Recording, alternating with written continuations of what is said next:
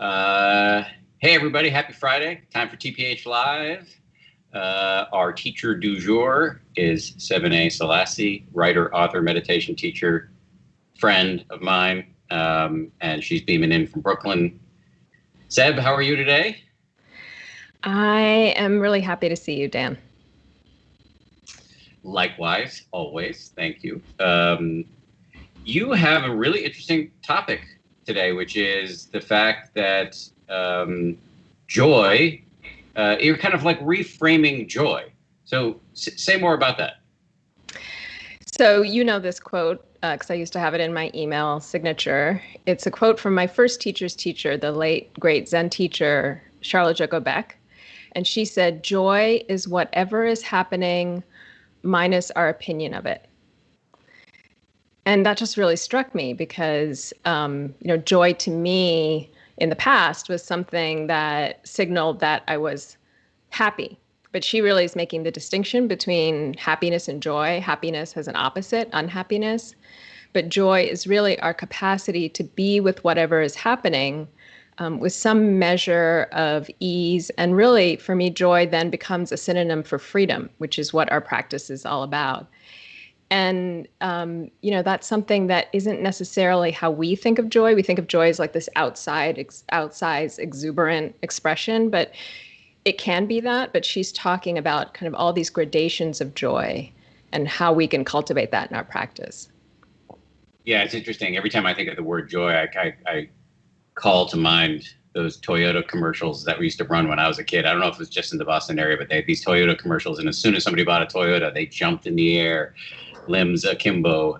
But yes, the kind of joy you're talking about is much more subtle. Let me ask you this. I just got a text. I think we both got a text in the chat section here from our producer Jess, who's saying that in the chat among the viewers, people are really talking a lot about what's happening in our country. And, we don't have to weigh in with our opinions here, but I think it's safe to say that wherever you are on the spectrum politically, you look at what's happening in the country, especially with what happened overnight, and it's upsetting. Can we find joy in the midst of this?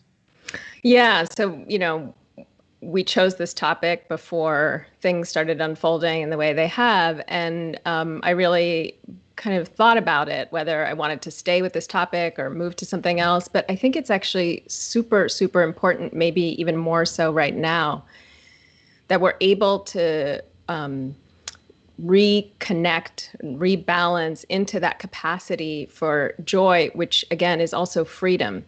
Because it's only from that place that we can actually see things clearly and have a response that's really coming from love, compassion, clear seeing, all of the things that we're trying to cultivate in our practice. So we're going to practice today not really trying to cultivate joy in opposition to what's happening out there, but really reconnect to a sense of freedom with our present moment experience so that when we meet all of this horror, really, it's a dumpster fire out there right now, literally, in certain places, that, we're able to meet injustice, oppression, uprising with some clarity, with some kindness in our hearts for what's really needed as a response. Well said. Maybe this is a good time to just launch into the practice. What do you say? That sounds good. Yeah. So I wanted to do a breath practice that is a very classical practice. And, sometimes we can think just being with the breath, oh, that's just beginner practice. But there is a real power in doing this simple practice as a way to remember how to retune to this sense of freedom and joy.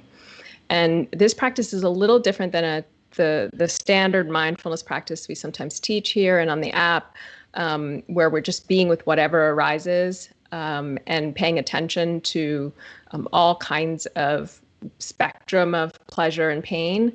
We're really going to rest our awareness in pleasure as a way to tune into that sense of freedom. So finding a position that feels comfortable to you, and especially because we're going to be working with the breath, really making sure that you're sitting upright so that there's a sense of openness in the body. You might want to roll your shoulders up and back, If you're lying down, that's great because then you're really wide open and supported by the floor underneath you. And if the breath is a difficult thing for you to be with, just really encouraging you to, when you hear breath, consider sensation in the body. And it'll be the same process of connecting to the pleasurable parts of sensation in the body. So you might want to connect with the floor underneath you, maybe your feet in contact with the ground, or your seat in the chair. And just starting here, you can notice how the body feels.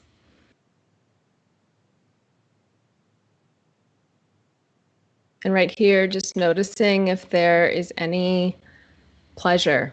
It doesn't have to be any kind of grand experience of sensory delight. It's just even a simple pleasure of the breath or the air on the skin. As you begin to connect to the breath wherever it feels easeful and easy to follow.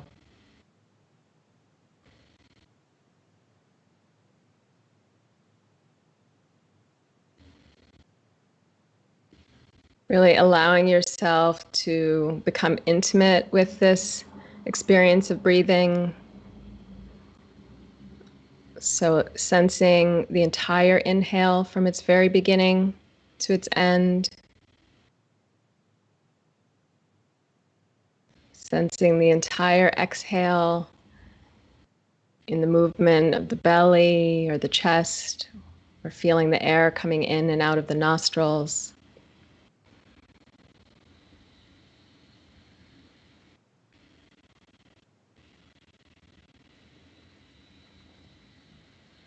We're not trying to change anything or make something particular happen to make the breath pleasurable or make sensation feel good.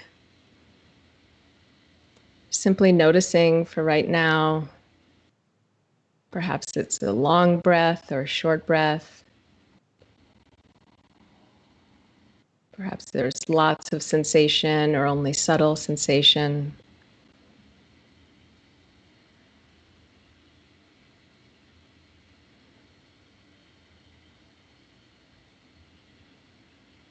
As you continue to stay with this breathing process or sensations of the body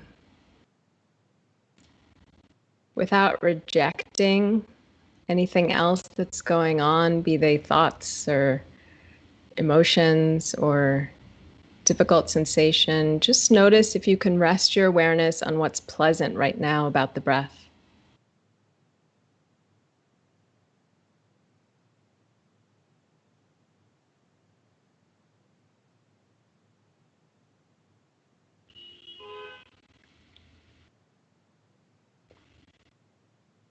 So perhaps that's just a sense of release or ease at the exhale, or the feeling of this nourishing inhale coming in.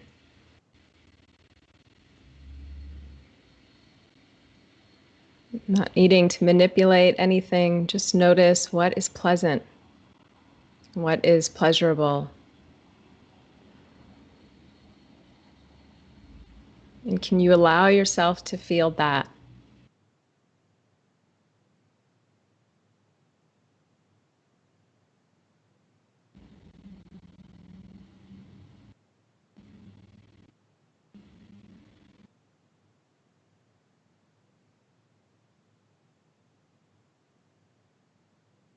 Reminding yourself that you're resourcing yourself,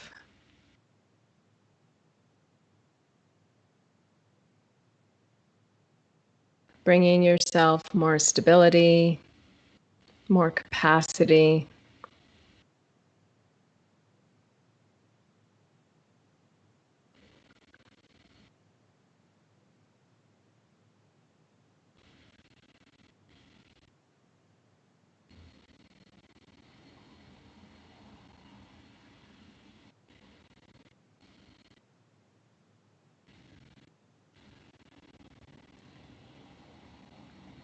And as we end this meditation, you might want to just make an intention for yourself to reconnect to any sense of pleasure, joy, freedom, right here in your own body, as a way to meet what's happening out there.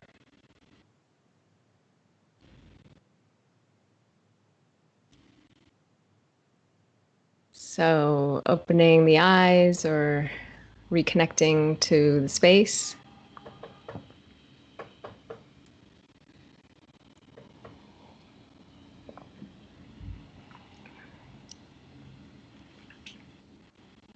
Thanks, Seb. You're welcome. Penelope writes in with, my question is always, what does joy feel like? Am I feeling it, but just don't recognize it? And then I think she acknowledges that's a difficult question. Penelope, it's a good question, and it's only difficult because you're the only person who can answer it. So I can tell you, for me, when I'm doing that kind of meditation, what it feels like is this sense of calming. That's not about pacifying necessarily, but it's just really connecting to something that's not activated or contracted. Usually when I'm trying to get somewhere in my practice, there's this sense of tightness that is filled with urgency or trying to get away from what I'm experiencing now. This next question, I think, is right in your wheelhouse. Linda asks, how can I get through the physical pain and find the joy? You've had no shortage of physical pain in your life, given your repeat encounters with cancer. What do you say about this? You know, with physical pain, it's tricky. And again, it's hard to say what's right for someone else because we have to work with it ourselves. And there's really a process of what's sometimes called titration here, where we really have to sort of go in a bit to experience how much physical pain we can tolerate and find some ease or space around that,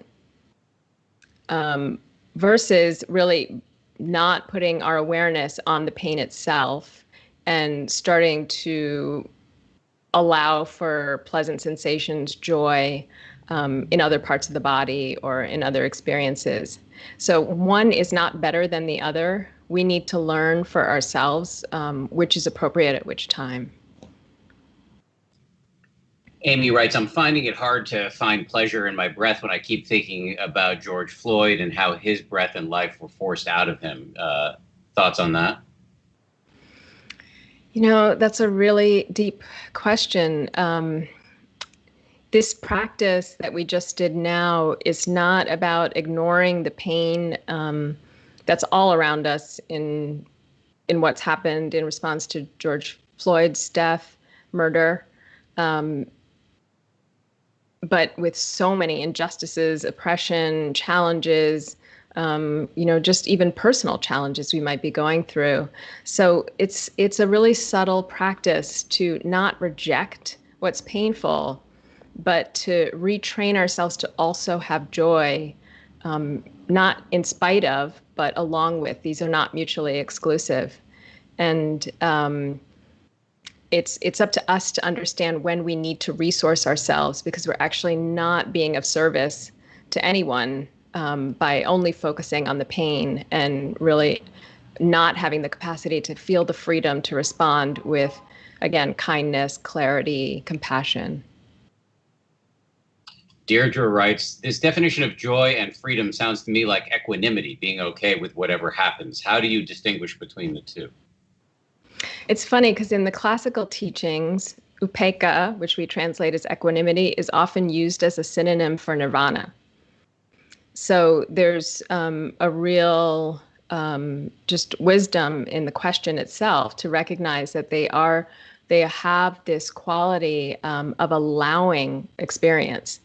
And, I'm a Dharma nerd. So upekkha, one of its etymological roots is sort of this vista, I think the image is being on a high cliff and being able to see what's out there.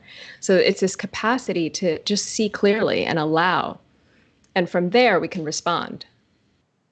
So there is a lot of similarity with them.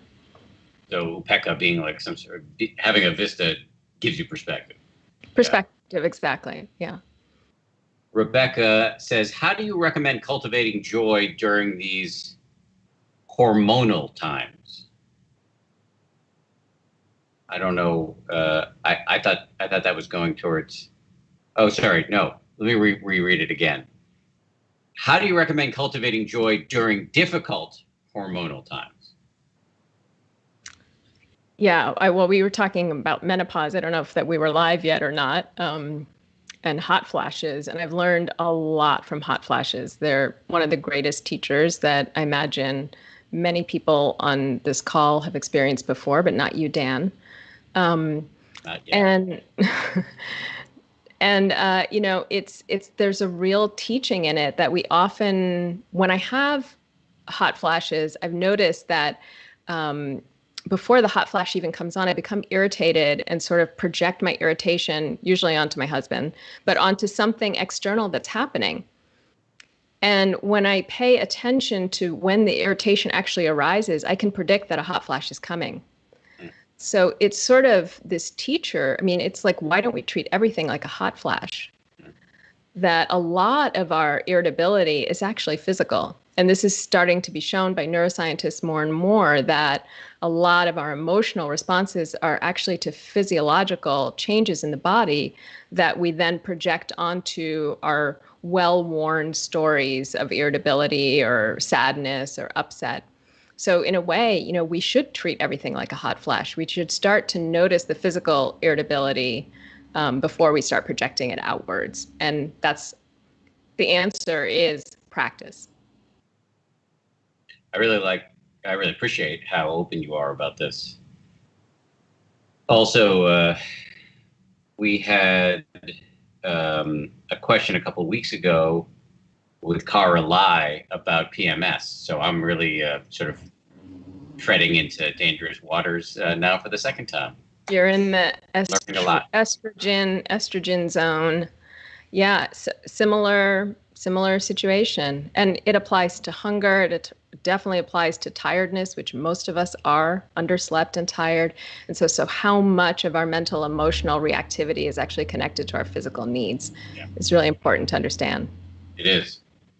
Before stand by, I just want to take care of one thing, and then I'll let you go. On Fridays, we try to identify a nonprofit that we can all support as a group. Again, you're under no obligation to support the group we've chosen. It's just an opportunity for us to do something as a group. We will be supporting the group, this organization, but if you want to, great. If you don't, also great. But the group we've chosen this week is the Crisis Text Line.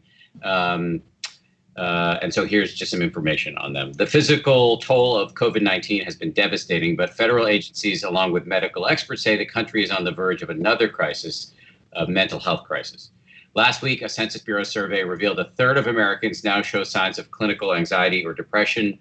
I call this the quiet pandemic. These numbers represent a huge jump from before the pandemic. The Crisis Text Line provides free 24/7 confidential support to people in crisis via texting. They respond to thousands of texts each day from people experiencing mental or emotional distress. Their motto is if it's a crisis to you, it's a crisis to us. It's a really good motto. The organization has partnered with several nonprofits to create the Mental Health Fund. All donations contribute to crisis intervention for people dealing with everything from anxieties to substance abuse or other mental health challenges. There's a link to the donation page in the description below. And shout out to my colleague, Crystal, who I believe identified this organization. So sounds like they're doing amazing work. Speaking of amazing work, Seb, you always do amazing work. Thank you very much for joining us on a Friday. Thank you, Dan. Have a great weekend, everyone. Yeah, I echo that. Have a great weekend, everybody, and stay safe. And we'll see you back here on Monday. Actually, I don't think I'll be here on Monday because we're going to do part of our move on Monday to the suburbs. But I think I'll be back on Tuesday. So I'll see you then.